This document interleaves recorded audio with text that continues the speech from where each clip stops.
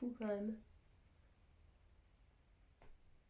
Vous aussi, vous mettez plus de rouge à lèvres à cause des masques? Ben, je m'en rends compte. Salut! Aujourd'hui, on se retrouve enfin dans une vidéo. J'ai été un peu absente pendant quelques semaines. Je vous explique la raison. J'ai déménagé. Ça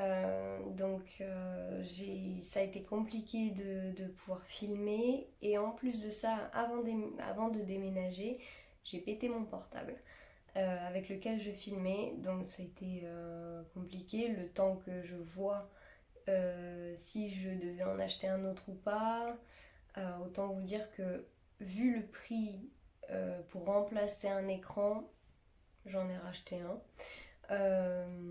C'était beaucoup mieux comme ça. Je voulais prendre une caméra parce que voilà, pour avoir un meilleur son, tout ça, mais j'ai pris quand même un téléphone qui, qui a une bonne qualité niveau. C'est le Huawei P30 Pro. On se retrouve pour une story time. Aujourd'hui, j'ai envie de vous parler de mon accouchement. Alors, pas pour vous faire peur, pas pour vous. S'il y en a qui sont enceintes en ce moment, ou voilà, c'est vraiment histoire de prévenir un peu, voilà, parce qu'il y a beaucoup de non-dits, de tabous autour de la grossesse, de l'accouchement.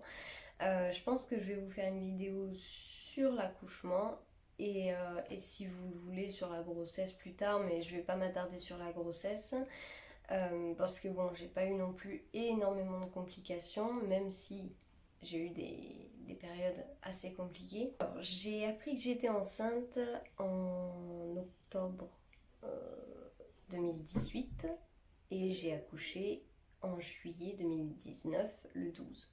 Pendant ma grossesse, tout s'est à peu près bien passé, je vous passe les détails.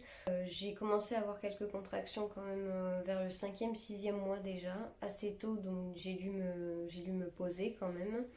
J'avais des travaux à faire, tout ça, peindre et tout, j'ai dû m'arrêter. Donc à partir de ce moment-là, ma gynéco m'a dit à tout moment elle peut arriver quoi.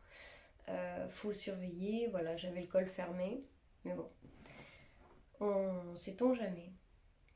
Et donc j'attends, je me dis, bon, elle va sortir quand même. Au bout même au 8e mois, je me disais, bon, bah, c'est très bien, je suis allée jusque-là. Bon, elle sort pas, tant mieux, mais bon, avec la canicule qu'il y a eu, j'en pouvais plus. Et au final, j'arrive au terme, le 8 juillet.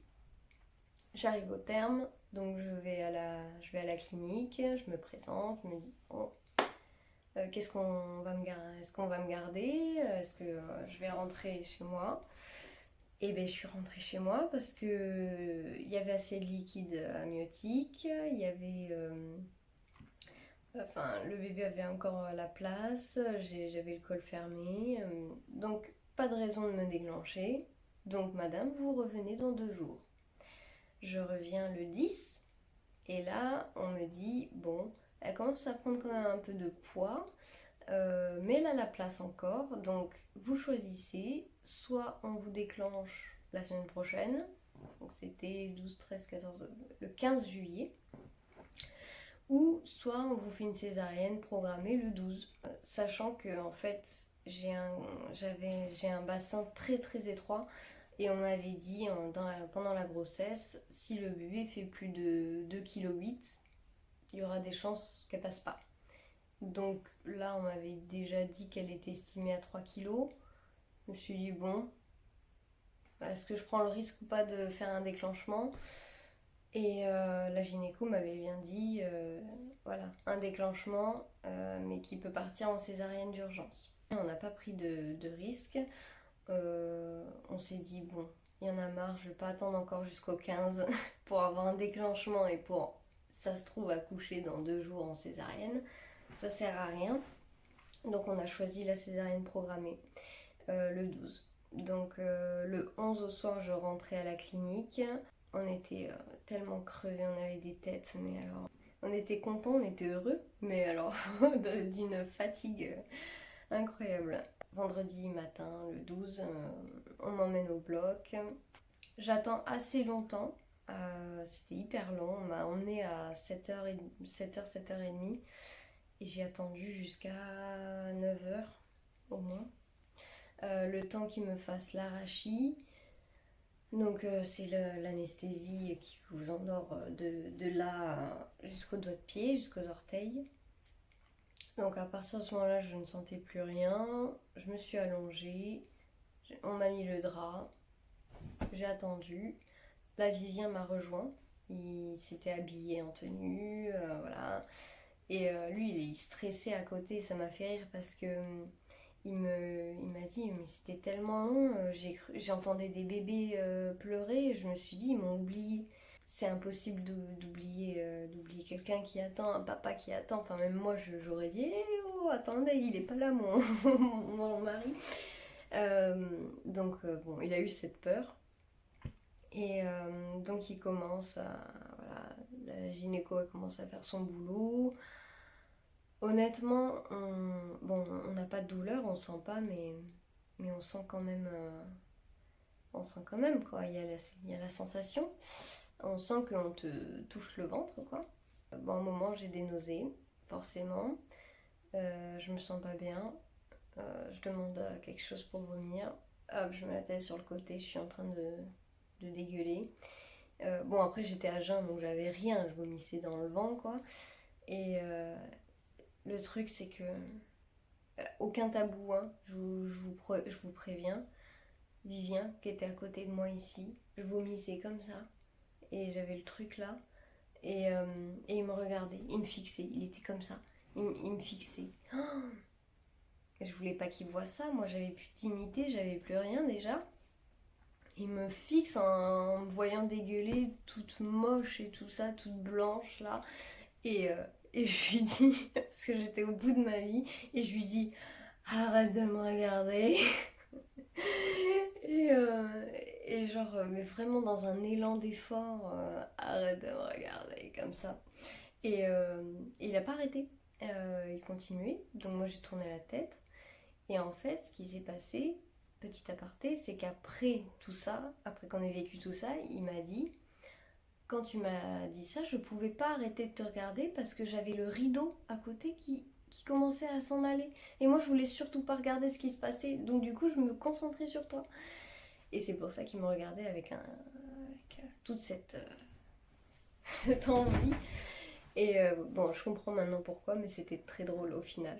Bon, c'était pas drôle sur le coup, hein, mais après, quand on y repense, on en garde un souvenir assez marrant. Après tout ça, j'entends la gynéco dire bienvenue. Et on n'entend rien, on se regarde et on attend. Et là, on entend les premiers cris. Alors moi, ils me l'ont emmené 2 secondes. Je l'ai vu 2 secondes, le temps de faire un bisou, et puis elle est partie avec Vivien qui a suivi derrière. Donc moi, j'ai attendu encore 20 bonnes minutes, une demi-heure, le temps qu'il recoue, tout ça. Et je suis partie en salle de réveil pendant 2 heures. Donc franchement, ça m'a fait du bien de me poser. J'étais très contente parce que enfin, j'appréhendais, je me suis dit, oh, elle vient de naître et 2 heures sans la voir, ça va être hyper compliqué. J'avais trop peur. Et au final, non, ça m'a fait vraiment du bien. J'en avais vraiment besoin et de toute façon, j'avais tellement pas de force pour m'en occuper que bah tu subis sur le coup. Et bon, j'avais juste froid. Je tremblais énormément, je m'en rappelle. Et j'avais une couverture chauffante et j'étais trop bien. J'étais là pendant 2 heures, c'est passé très vite. Et donc on m'a remonté en chambre, on m'a dit bon allez c'est parti, on y va. Donc j'étais trop contente. Et là, bon, bah, je l'ai rencontrée vraiment pour la première fois parce que vraiment la première fois je l'ai vue, en plus elle était toute sale, enfin je la voyais pas bien, elle pleurait, bon. Et quand je l'ai vue, elle était avec ses petites moufles, son petit bonnet, tout ça, toute propre, nickel. Donc là j'ai pu en profiter.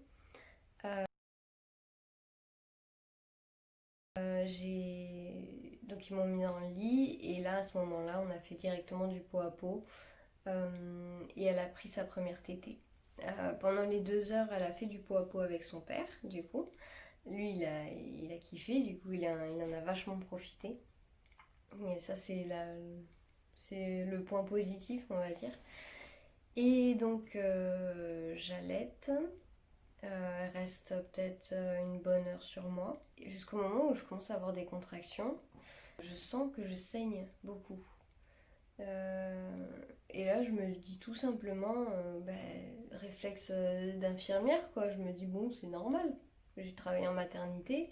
Je me dis, c'est normal quand une femme allaite, qu'elle ait des contractions en même temps. C'est normal de perdre du sang quand t'as fait un accouchement césarienne ou voix basse, c'est normal de perdre du sang. Donc je m'inquiète pas plus, mais j'avais mal quand même. Ça faisait de plus en plus mal. Je commençais à transpirer. Je commençais à pas me sentir bien. J'appelle juste l'auxiliaire pour qu'elle vienne prendre ma fille, qu'elle me la remette dans son berceau. Donc je sonne et je lui dis je me sens pas très bien, j'ai très chaud. Elle me tient mon chaud parce que je l'avais elle et plus un plaid sur elle. J'avais beaucoup trop chaud et je lui demande de la prendre, donc elle me la prend et là j'ouvre mon drap parce que j'avais trop chaud et là, panique de l'auxiliaire, et même moi, je m'en étais pas rendu compte, je vois le lit rouge en fait, je vois que le drap entier est rouge et que j'ai perdu énormément de sang en fait. Et je commence vraiment à avoir très très mal, quoi, à ne pas me sentir bien du tout. Et là, tout est allé très très très vite. L'auxiliaire a affolée, elle a appelé l'infirmière, elle a appelé la sage-femme. Quand la sage-femme est arrivée, quand elle a vu ça, elle a pensé tout de suite que je faisais une hémorragie. Et donc elle m'a appuyée sur le ventre, là où il y avait la cicatrice, hein, toute fraîche. Elle m'a appuyée sur le ventre énormément, mais genre à la force des bras, quoi, pour que j'évacue en fait des caillots de sang qui s'étaient formés dans l'utérus. En fait, donc l'infirmière arrive, elle appelle la gynéco de garde, elle appelle qui appelle l'anesthésiste. Il y avait 8 personnes dans la chambre. J'étais entourée, ils ont fait sortir Vivien et ma fille. Et ils étaient à m'appuyer sur le ventre, à me tenir les mains. Enfin, c'était une scène horrible. Une scène mais vraiment de douleur. J'ai jamais eu aussi mal de toute ma vie, mais vraiment. Je suis dure au mal, mais là, il m'avait rien passé pour la douleur en plus, ils n'ont pas eu le temps. Je vois l'anesthésiste en face de moi qui dit non, c'est pas l'anesthésiste, c'est la gynéco qui dit bon, bah on la ramène au bloc pour révision utérine. Une révision utérine, c'est genre on te nettoie l'intérieur de l'utérus. On enlève tout. On enlève tout en fait à l'intérieur, tout le sang, tous les caillots et tout ça, mais il faut repartir au bloc parce que c'est sous anesthésie. Et là, mais quand elle a dit ça, je me suis dit non, c'est pas possible. Non, je viens de rentrer, je viens de voir ma fille, non. Et là, heureusement, j'ai l'anesthésiste qui lui dit, qui lui répond non, non, on va encore attendre un peu pour voir si ça se calme ou pas. Si on y arrive manuellement, en gros, sans anesthésie, pour vous faire court. J'ai la sage-femme qui m'appuie toujours sur le ventre, c'était insupportable. Et en fait, ils ont sorti des caillots à peu près de cette taille-là. Mais vraiment sans rien. J'ai pas les mains assez longues pour vous dire, des caillots comme ça, de la taille d'un gros steak. Moi, je l'ai pas senti ça sur le coup parce que j'avais tellement mal au ventre, je sentais rien. C'est après qu'elle me l'a dit que j'avais perdu énormément et en tout, j'ai perdu plus d'1 litre de sang. J'ai été tombée à 6-8 d'hémoglobine.